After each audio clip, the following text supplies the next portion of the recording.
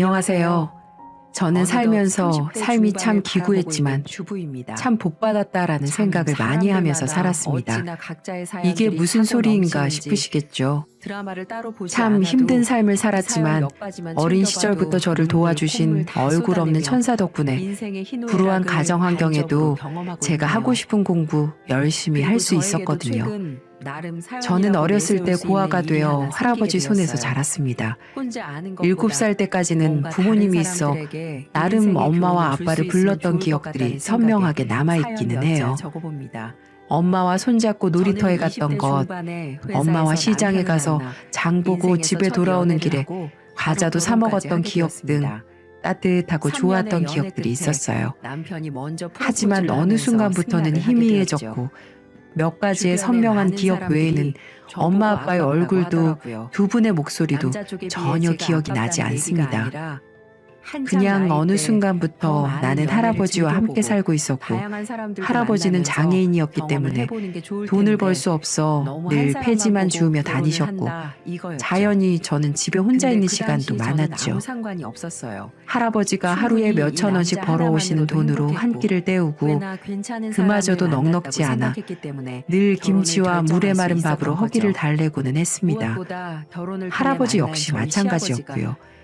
심지어 할아버지는 손가락이 온전하지 못했던 탓에 저는 초등학교도 들어가기 전부터 제가 밥상을 다 차려드리고 설거지에 온갖 집안일을 하나하나 다 해야 했어요.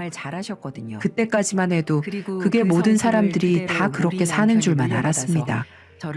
하지만 초등학교에 들어가고 나니까 그게 아니라는 걸 깨닫게 되었죠.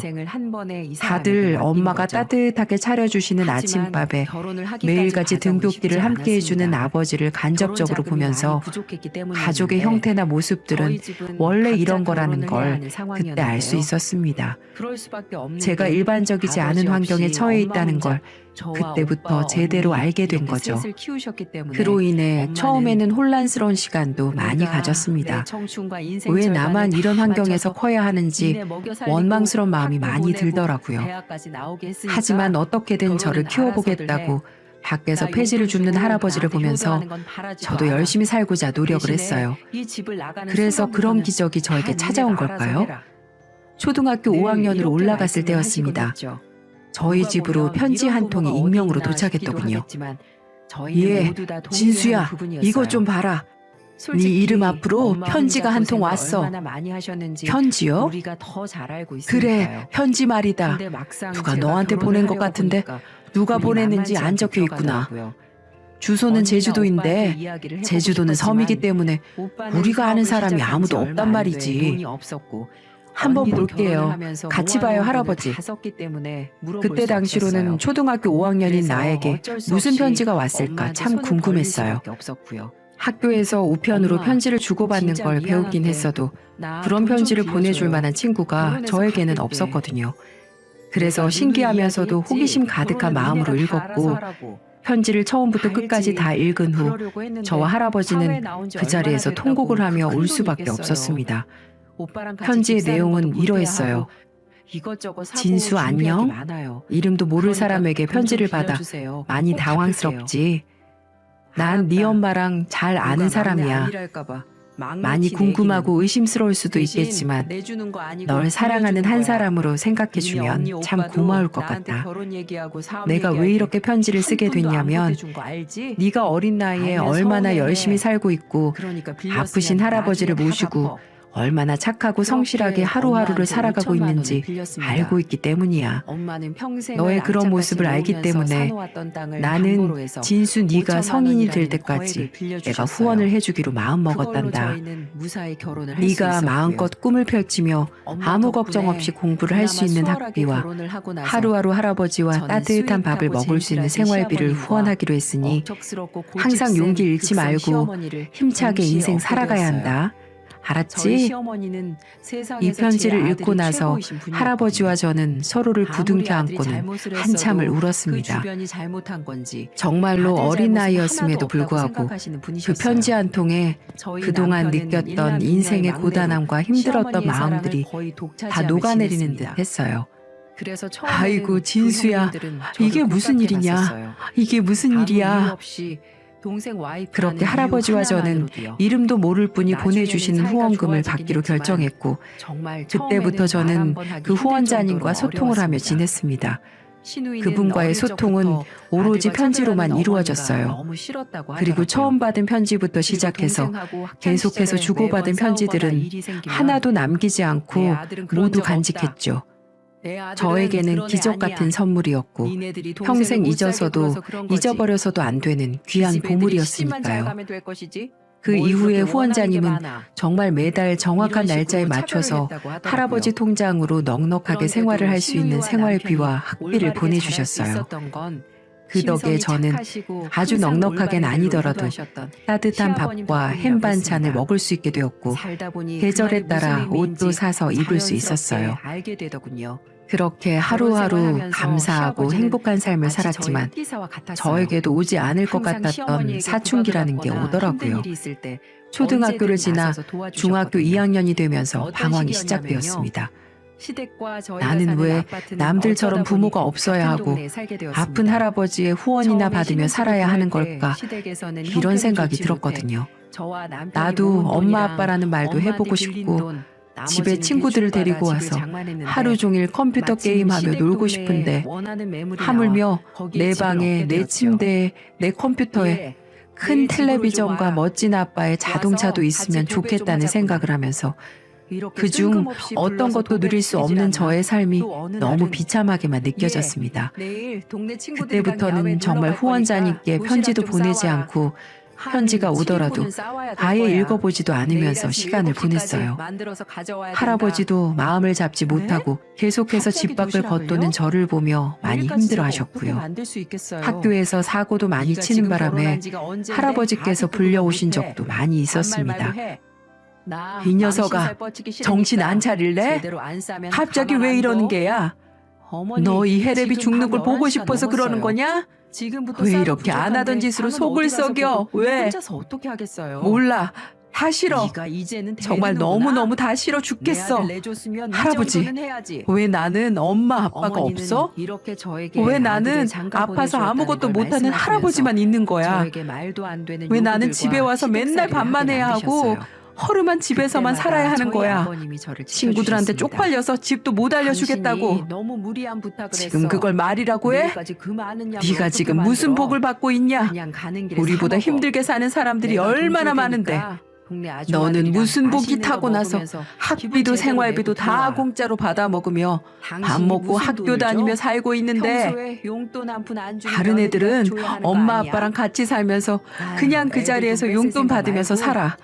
나만 없어. 나만. 내가 부를 수 있는 엄마도 없고 좋은 차 타고 학교 앞으로 데리고 와줄 아빠도 없다고. 맨날 다 찢어진 옷만 입고 다니는 할아버지밖에 없잖아. 나는 이제 이름도 얼굴도 모르는 사람한테 돈이나 받는 거 싫어. 너무너무 싫어. 할아버지도 싫고 다 싫어. 저는 할아버지에게 비수가 되는 말들을 매일매일 했습니다. 자꾸만 반복되는 일상에 저는 더 밖으로 겉돌았고 매일매일 사고를 쳤어요. 그러다가 큰 사고가 하나 일어나게 되었습니다. 그날도 제가 친구들과 밖에 나가 다른 학교 학생들과 패싸움을 하게 되었어요. 그 사실을 학교에서 알게 되어 패싸움을 한 모든 학생들이 다 징계를 받게 되었고 부모님까지 모두 학교로 오셔야 하는 상황이 되었죠. 그리고 그로 인해 저는 할아버지를 잃을 뻔했습니다. 패싸움에 가담한 모든 학생들과 학부모님이 모여야 하는 날 할아버지는 학교로 오시는 길에 교통사고를 당하셨어요. 꽤나 크게 부딪혔기 때문에 할아버지는 곧바로 위급한 상황으로 응급실로 실려가게 되었고 그 소식을 저는 학교에서 들어야 했죠. 할아버지는 제가 학교에서 병원으로 가는 길에 수술실로 곧장 들어가셨습니다. 너무나도 청천벽력 같은 소리에 저는 정신을 차릴 수가 없었어요. 이 세상에 단 하나밖에 없는 가족을 잃을 수도 있다고 생각하니까 어린 나이에 너무나 무섭고 두려워지더라고요. 정신없이 담임 선생님과 함께 달려간 병원에서 기나긴 수술 끝에 다행히도 수술은 잘 되었다는 의사 선생님의 이야기를 들을 수 있었죠. 너무 놀랐던 저는 그 자리에서 주저앉아 울었습니다. 그 어린 나이에 감당하기에는 너무 힘든 순간들이었어요. 하지만 힘든 시간은 거기에서 끝이 아니더라고요. 할아버지의 수술비는 만만치 않게 청구가 되었고 어린 제가 감당할 수 있는 수준이 아니었습니다. 주변에 도움을 요청할 곳도 없었어요. 친척들도 연락을 안 하고 정말 할아버지와 단둘이 외롭게 살았기 때문에 모든 것이 저에게는 감당하기 힘든 것들 투성이었죠. 담임 선생님도 도와줄 수 있는 부분을 찾아주시겠다고 했지만 그 큰 돈을 어디에서 당장 마련할 수 없었고 수술 비용뿐만 아니라 앞으로 해나가야 할 치료비부터 시작해서 입원비가 포함된 병원비 모두 마련할 길이 없었어요. 저는 절망에 빠졌습니다. 그 순간 제가 왜 방황을 했는지, 왜 나 때문에 할아버지가 이렇게 아프셔야 하고 어려운 상황이 되었는지 후회스러웠어요. 제 자신이 정말 죽도록 싫었습니다. 그때 생각난 게 바로 후원자님이었어요. 저는 정말 바짓가랑이를 잡는 심정으로 후원자님께 편지를 보냈죠. 저는 편지를 보내고 나서 간절한 마음으로 기다렸습니다. 그리고 생각보다도 더 빨리 후원자님에게 답장이 왔어요. 후원자님은 저의 어려운 이야기에도 선뜻 1,000만 원이라는 거금을 보내주셨고 그 돈으로 할아버지의 병원비를 전부 해결할 수 있었습니다. 그리고 건강하게 퇴원도 하셨고요. 그렇게 저는 또 한 번의 인생의 큰 빚을 그분에게 지게 되었네요. 그때부터는 저도 다시 정신이 차려지면서 더 악착같이 살아야겠다는 생각이 들더군요. 그날로부터 저는 공부에만 매진을 했습니다. 그 사이사이 후원자님과 소통도 계속해서 했고요. 그분과 연락을 주고받으면서 한 번씩 그분이 너무너무 궁금해졌어요. 누구신지 꼭 뵙고 싶었거든요. 그래서 한 번은 편지를 통해서 만나고 싶다는 의지도 비쳤죠. 하지만 무슨 일에선지 그분은 아직까지는 이렇게만 소통을 하고 싶다고 말씀을 하시더군요. 그래서 제가 보답할 수 있는 길은 무조건 내가 성공해서 잘 사는 모습을 보여드리는 거라고 생각해 저에게 보내주신 돈이 헛것이 되지 않도록 열심히 노력했습니다. 결국 할아버지와 후원자님의 도움으로 저는 당당하게 서울에 있는 로스쿨 법대에 들어가 일부 장학금을 받게 되었고 그때부터는 과외를 다니면서 생활비를 충당했고 학교를 다닐 수 있었어요. 그렇게 저의 삶은 쭉 순조롭다고만 생각을 했죠. 저는 학교를 다니면서 계속해서 공부에 매진을 했고 하루빨리 성공해서 할아버지를 호강시켜주고 싶었습니다. 그리고 후원자님을 찾아뵙고도 싶었어요. 한 번은 후원자님께 편지를 보내 제주도에 찾아가 감사 인사도 드리고 보답을 하고 싶다고 말을 하니까 극구 사양하시더라고요. 지금 본인 상황이 저를 맞이할 상황이 안 된다면서 다음에 기회가 되면 꼭 보자고 하면서 자꾸 미루셨습니다. 그래서 어쩔 수 없이 그날이 오기만을 속으로 내심 기대했어요. 그렇게 제게 순탄한 길만 걸어가고 있을 때쯤 슬프고 힘겨운 일이 발생하기 시작했습니다. 대학교를 다니다 군대를 갓 제대를 하고 본격적으로 공부를 시작하려고 하던 찰나에 할아버지의 건강이 갑작스럽게 악화가 되었거든요. 연세도 많으시고 평소 가지고 있던 지병으로 인해 병원에서도 손을 써볼 겨를도 없이 숙환으로 돌아가시고 마셨어요. 제겐 너무나 큰 슬픔이고 시련이었습니다. 어릴 때는 아무것도 모를 때 부모가 다 떠났기에 어떠한 슬픔을 느낄 새도 없었지만 이번만큼은 아니었어요. 하루빨리 성공해서 호강시켜드리고 싶었던 나의 사랑하는 할아버지가 돌아가셨을 때 저는 세상을 다 잃은 기분이었어요. 한동안은 목소리가 나오지 않을 정도로 울면서 지냈습니다. 장례식장도 아주 초라하기 짝이 없었어요. 그때는 할아버지의 아들인 아버지라는 사람도 며느리라는 저의 엄마도 누구도 오지 않았기 때문에 제 지인들 몇 명하고만 할아버지를 이 세상에서 고이 보내드릴 수밖에 없었죠. 이렇게 사람의 끝이 허무하고 허망할 수 있었을까요? 평생을 자식 대신에 손자 키우며 힘들게 살아온 우리 할아버지는 결국 손자의 제대로 된 효도 한번 받아보지 못하고 평생을 뒷바라지만 하다가 돌아가셨어요. 그때는 더더욱 저희 부모라는 사람들이 원망스럽더군요. 하지만 저는 할아버지의 희생이 헛된 것이 되지 않기 위해 더더욱 열심히 공부를 했습니다. 할아버지가 돌아가셨다는 사실은 후원자님께 알리지 않았고요. 좋지 않은 소식은 알려드리지 않는 게 맞다고 판단을 했기 때문이죠. 대신에 좋은 소식을 들려드리기 위해서 노력했고 3년 동안 로스쿨을 다니다 졸업하고 변호사 시험에 몇 번의 도전 끝에 합격을 하게 됐습니다. 하지만 그 누구도 축하를 해주는 사람은 없었어요. 제가 변호사 시험 합격을 하면 버선발로 달려오시겠다고 하셨던 할아버지는 이 세상에 없으셨습니다. 그날 전 할아버지가 계시는 납골당으로 가서 이 사실을 말씀드리고 할아버지를 보며 미친 듯이 울었네요. 할아버지, 진수 왔어요. 그동안 잘 지내셨어요? 할아버지, 오늘은 제가 기쁜 소식을 들고 왔어요. 할아버지가 그토록 원하고 기다리셨던 변호사 시험에 당당히 합격을 했어요. 너무 고맙습니다. 이게 다 할아버지 덕분이에요. 할아버지 없었으면 저에게 이런 날도 오지 않았을 거예요. 고아인 날 키워주신 사랑하는 할아버지, 꼭 이 못난 손주 잘 사는 모습 보여드릴게요. 언제나 나만 바라봐 주시고 아껴주시고 해지 주우면서 절 키워주신 할아버지 사랑 절대 잊지 않을게요. 사랑해요, 할아버지. 그렇게 말씀을 드리고 한참을 그 자리에 서서 있다가 나왔습니다. 그날 이후로 정말 바쁘게 지냈어요. 제가 목표로 한 판사가 되려면 변호사 경력 7년 정도 법조 경력을 쌓아야 판사 임용 시험이 주어지기 때문에 열심히 변호사 생활로 이어나갔습니다. 참 열심히 했던 것 같아요. 책에서만 봤던 사건 사고들 실제로 현장에서 직접 부딪히다 보니 참 나쁜 사람들이 세상에 많더군요. 피해를 보신 분들을 보면 같이 아파하며 어떻게든 피해자 입장에서 많이 도와드리려고 노력을 했던 것 같네요. 그렇게 하루하루 지내다 한 여자를 만나게 됐어요. 대학 동기한테 소개받은 평범한 직장인이었는데 만나다 보니 제가 지금 하는 사실을 잊게 해줄 정도로 제게 정말 잘해주었고 이 여자만 있으면 세상을 다 얻는 기분이 들었거든요.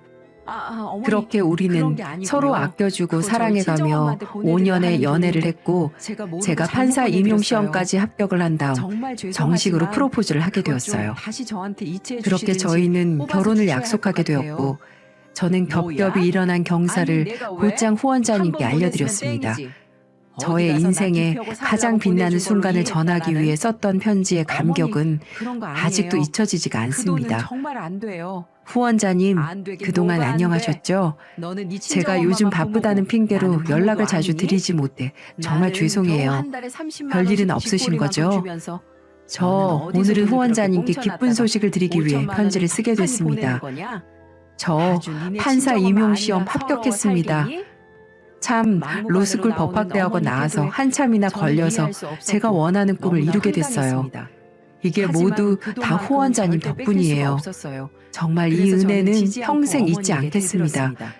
그리고 이제는 제가 우리 후원자님을 도와드리고 싶어요.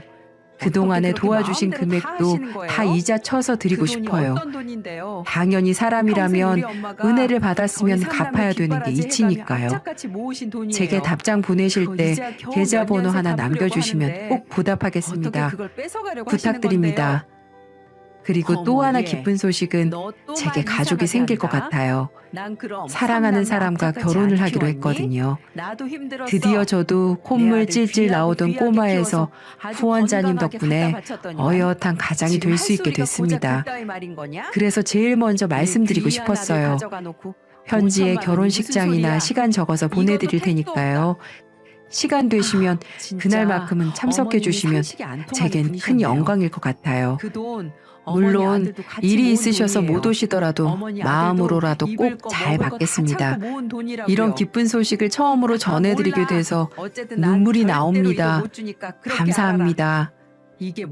저는 이렇게 편지를 보내고 초조한 마음으로 후원자님의 답변을 기다렸어요.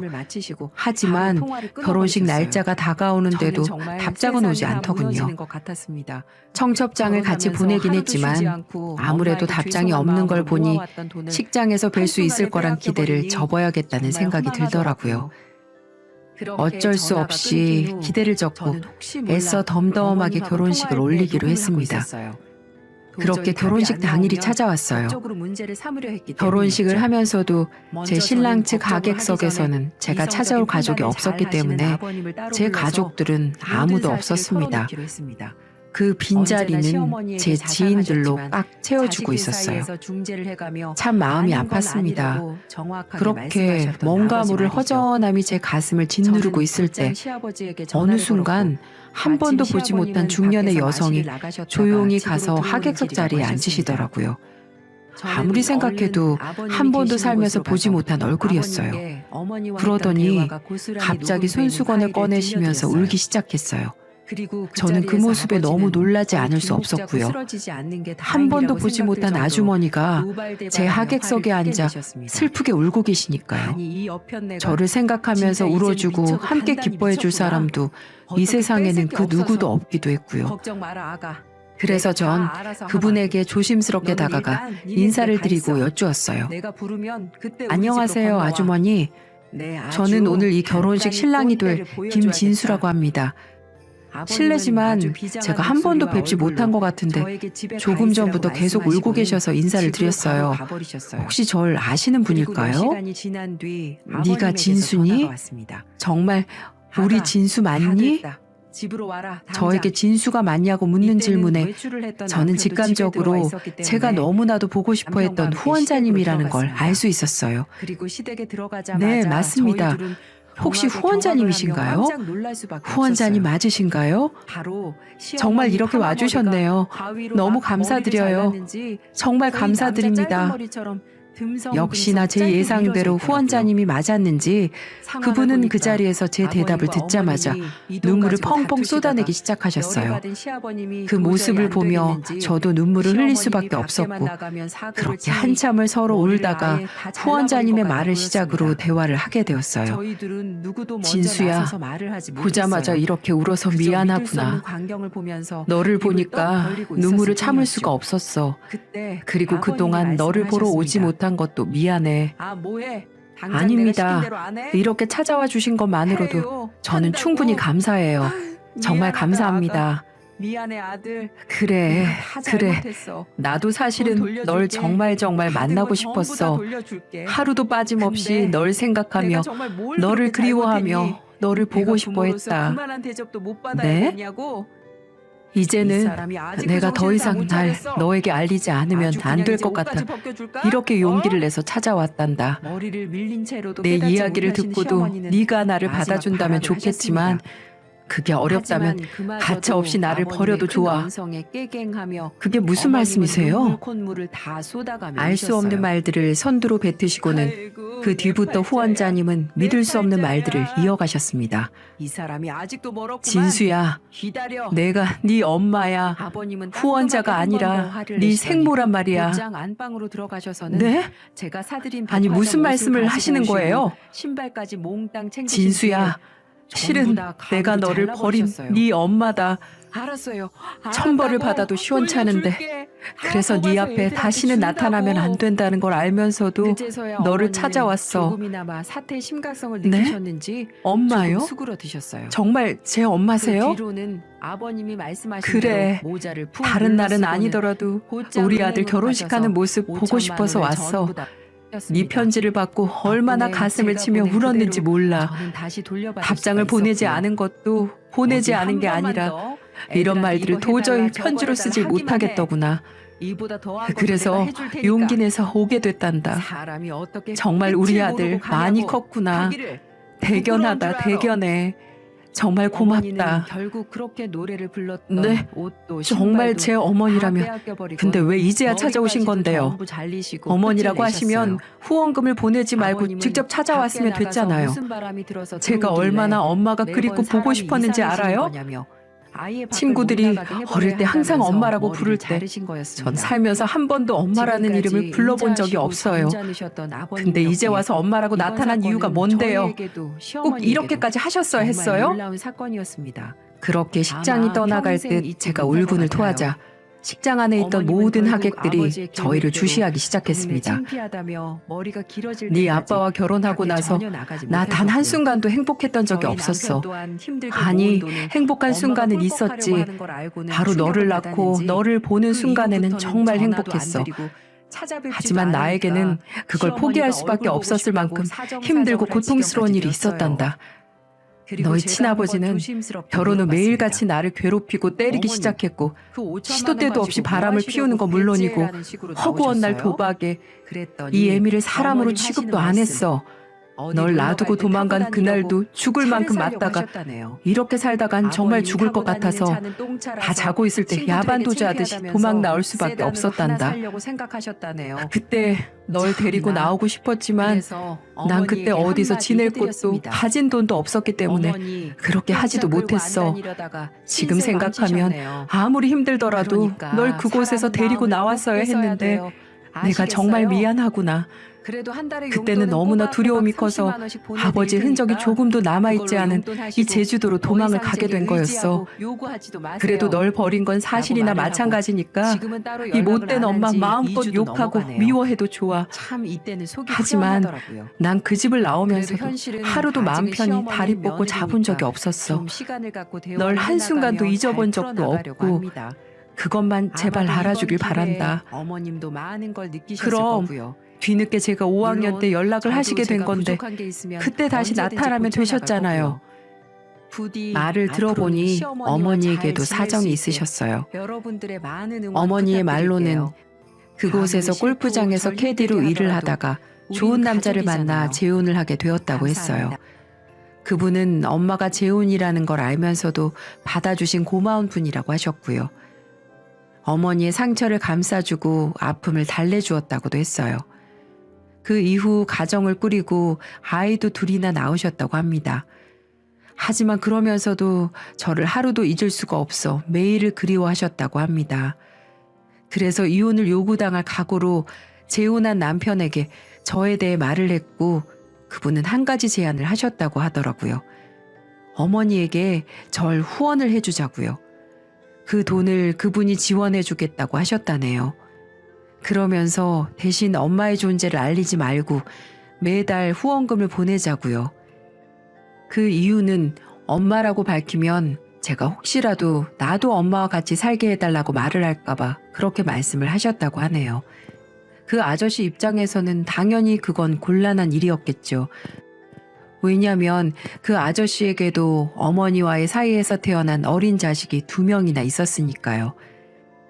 그 조건으로 저를 후원해 주시겠다고 했고 어머니 입장에서는 옆에 할아버지가 계시니 생활비를 보태준 것만으로도 제게 큰 힘이 될 수 있을 것 같아 동의했다고 했습니다. 그리고 내가 네가 그리운데도 불구하고 찾을 수 없었던 이유는 훌쩍 떠나버린 내가 재혼을 한 상태로 네 앞에 나타나면 네가 방황을 할까봐 걱정되기 때문이었어. 그리고 사실 네 친부를 다시 마주치게 되면 어쩌나 이런 두려움도 컸고 그래서 그런 거란다. 정말 미안하구나, 진수야. 그제서야 저는 모든 진실을 알게 되었고 모든 게 실감나면서 곧장 엄마를 부둥켜 안고 한참을 울었습니다. 말 그대로 눈물, 콧물 다 쏟아가며 한참을 엄마를 껴안고 있었어요. 세상에 태어나 처음인 것처럼 느껴지는 엄마의 품은 너무나도 따뜻하더군요. 그리고 한 가지 더 이야기할 게 있어. 실은 이 결혼식 오기 전에 네가 결혼할 거라고 얘기를 했어. 그랬더니 남편과 네 배다른 동생들도 너를 아주 많이 보고 싶어해. 그동안 너를 후원하면서 항상 이야기를 해주고 소식을 들려줬거든. 남편도 이제는 아이들도 다 컸으니 이제는 우리가 먼저 받아들이자고 하더구나. 실은 지금 다들 밖에서 기다리고 있는데 오라고 말을 해도 되니? 어머니는 바로 통화를 하셨고 근처에 있었는지 거의 바로 엄마의 가족들이 들어왔어요. 그리고 그들은 저를 보자마자 약속이나 한 것처럼 꽉 껴안아 주었습니다. 네가 진수구나. 건강하게 또 이렇게 건장하게 커져서 고맙다. 고마워. 역시나 그들도 눈물을 흘리며 저를 마음껏 안아주었어요. 이 모든 게 무슨 상황인가 싶을 만큼 꿈만 같은 시간들이었습니다. 이 모습을 지켜본 모든 하객들은 저희를 보며 박수를 보내주었어요. 아내는 물론이고 장인 장모님도 함께 눈물을 흘리시며 저희 어머니를 꼭 안아주셨어요. 정말 와주셔서 감사하다고 말이죠. 그렇게 저는 그날 세상에서 가장 행복한 결혼식을 올렸습니다. 식장 안에서 당연히 비어있을 거라 생각했던 신랑 측의 혼주 좌석은 두 자리 모두 꽉 채워진 채로 감격스러운 결혼식을 마칠 수 있었고요. 지금은 저도 저희 엄마와 새아버지의 호적으로 들어가 그들의 첫째로 장남으로 2명의 여동생을 둔 오빠로 살아가고 있어요. 물론 저의 사랑하는 아내의 남편으로도 말이죠. 지금까지 세상을 살아가며 제가 꿈꿔왔던 모든 일들이 이렇게 실제로 일어나다 보니 아직도 꿈을 꾸는 것 같지만 제게 주어진 이 삶을 마음껏 느껴보며 살아가려고요. 제 이야기를 들으니 앞에서 말한 기구하면서도 복받은 인생이라는 말의 뜻이 이해가 되시나요? 저는 분명 너무나도 힘들고 슬픈 인생을 살았어요. 하지만 그 속에는 행복과 기쁨이 있었고 지금은 더할 나위 없이 행복한 순간들을 살고 있네요. 여러분도 힘든 시간들을 잘 극복하셔서 꼭 행복한 삶을 사셨으면 좋겠습니다. 하늘에 계신 할아버지가 너무 보고 싶은 하루이기도 하네요. 할아버지, 지금 다 보고 있지? 나도 이제 가족이 생겼어. 이젠 더 이상 혼자가 아니라고. 이게 다 할아버지가 절 하늘에서 지켜준 덕분이에요. 할아버지, 너무 보고 싶어요. 사랑합니다. 오늘도 함께 해주신 여러분, 감사합니다.